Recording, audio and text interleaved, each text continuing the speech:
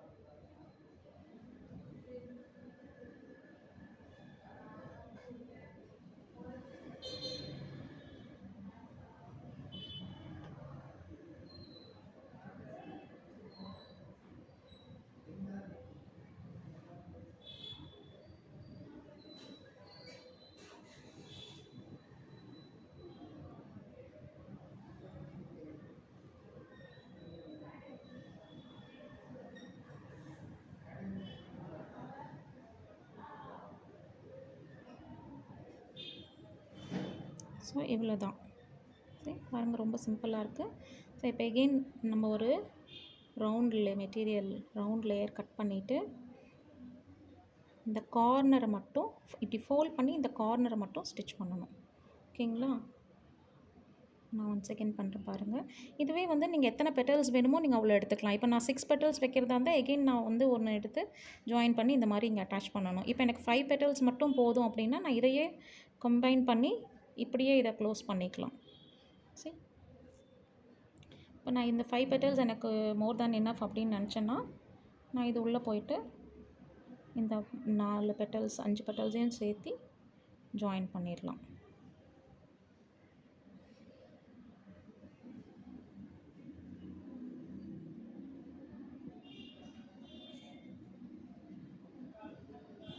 அவ்வளோதான்.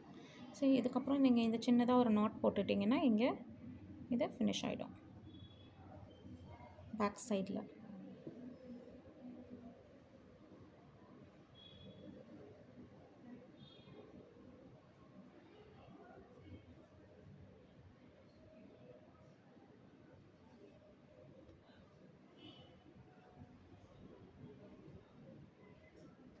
இந்த சென்டர் பார்ட்டுக்கு நம்ம வந்து சின்னதாக ஒரு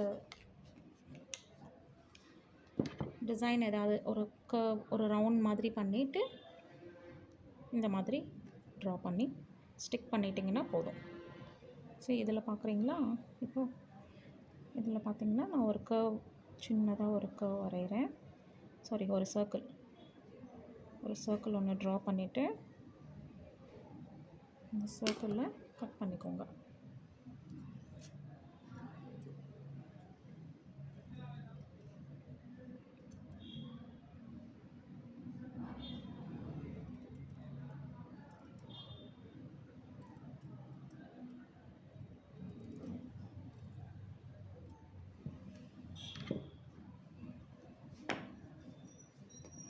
இப்போ B7000 க்ளூ எடுத்து நான் இதில் வச்சு ஸ்டிக் பண்ண போகிறேன்.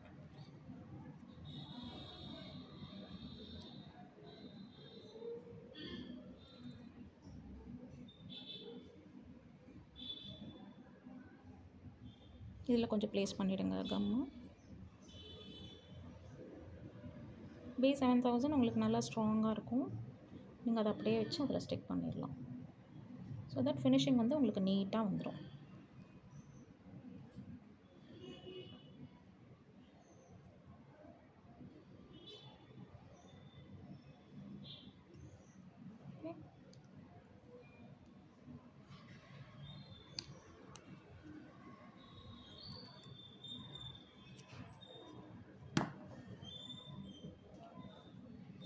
ஒரு வேஸ்ட் கிளாத் வச்சு நீங்கள் இதை அட்ஜஸ்ட் பண்ணிக்கோங்க, நல்லா ஸ்டிக் ஆன் ஆகிற வரைக்கும்.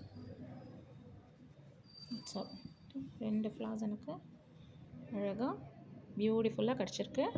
ஸோ இதே மாதிரி தான், இதே ப்ரொசீஜர் தான் எல்லா ஃப்ளார்ஸுமே நீங்கள் மேக் பண்ணிவிட்டு ஸோ இது பண்ணலாம்.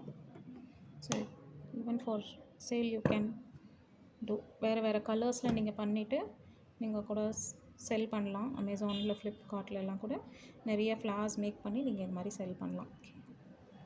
ஸோ ஒரு ட்ரெஸ்ஸஸ், ஈவன் ஃபார் கிட்ஸ் ட்ரெஸ்ஸஸ்க்கெல்லாம் வந்து ரெடிமேடாக சில ஃப்ளார்ஸ் வந்து நம்ம ரெடி பண்ணி இது மாதிரி கொடுக்கலாம். So this is the procedure. Okay, thank you.